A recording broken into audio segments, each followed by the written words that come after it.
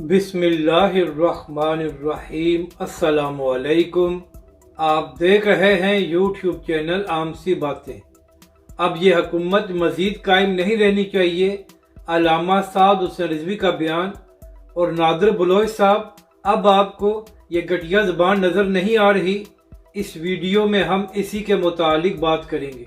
नाज़रीन कराम, एक सहाफ़ी है जिसका नाम सुलेमान दुरानी है, और वो सहाफ़ी कम और पीटीआई के कारकुन ज़्यादा है, तो लिहाजा उसका एक ही काम है कि तहरीक लब्बैक के कायदीन के बारे में घटिया ज़बान इस्तेमाल की जाए।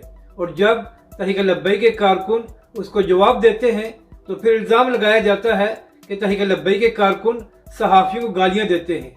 नाज़रीन कराम, चंद दिन पहले इसी सहाफ़ी सुलेमान दुरानी से नादिर बलोच साहब ने भी मुलाकात की थी, तो वहाँ पर भी इस किस्म की बात हो रही थी कि तहरीक लब्बैक के कारकुन इसको गालियां देते हैं। तो नाज़रीन कराम, आज हाफिज अंसर रिजवी साहब का एक वीडियो क्लिप ट्विटर पर वायरल हो रहा है। तो इसी हवाले से इस पीटीआई के सहाफ़ी सुलेमान दुरानी ने हाफिज अंसर रिजवी की वीडियो पर लिखा कि अब क़यादत साशे पैक में दस्तयाब है, जिसके बाद तहरीक लब्बैक के कारकुनों ने इसको मुंह तोड़ जवाब दिया और कहा कि ज़बान संभाल कर बात करो। इसके बाद सुलेमान दुरानी ने एक और ट्वीट किया है जिसमें कह रहा था कि आप फसादी साशे पैक में भी आ गए हैं। तो नादिर बलोच साहब, आपको तहरीक लब्बैक के कारकुनों के कमेंट्स तो नजर आ जाते हैं कि आप जो सुलेमान दुरानी बकवास कर रहा है वो आपको नजर नहीं आ रही कि आप सिर्फ तहरीक लब्बैक के कारकुनों पर ही तनकीद कर सकते हैं, कि आप सुलेमान दुरानी के बारे में ये बात कह सकते हैं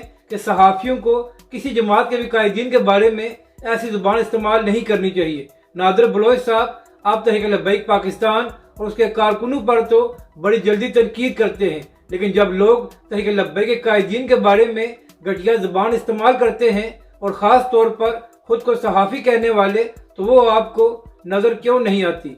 अब बात करते हैं जो अल्लामा साद हुसैन रिजवी का एक बयान सामने आया है।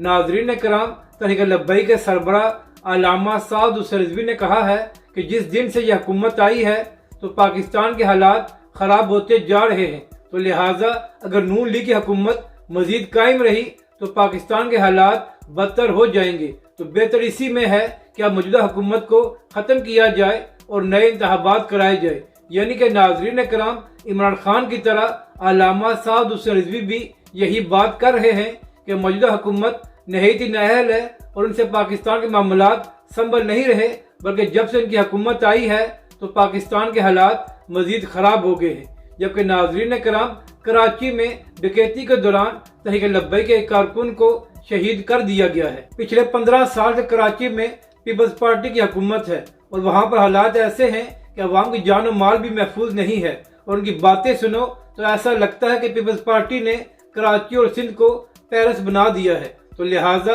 अब सिंध के अवाम भी अपने ज़मीर के मुताबिक वोट दें और आने वाले इंतखाबात में तहरीक लब्बैक पाकिस्तान का साथ दें, ताकि कराची और सिंध में भी अमन कायम हो सके और उनके हकूक वहाँ के अवाम को मिल सके। अपनी राय का ज़रूर इजहार करें कि आपको ये वीडियो कैसी लगी, और हमारे इस चैनल को भी सब्सक्राइब करें।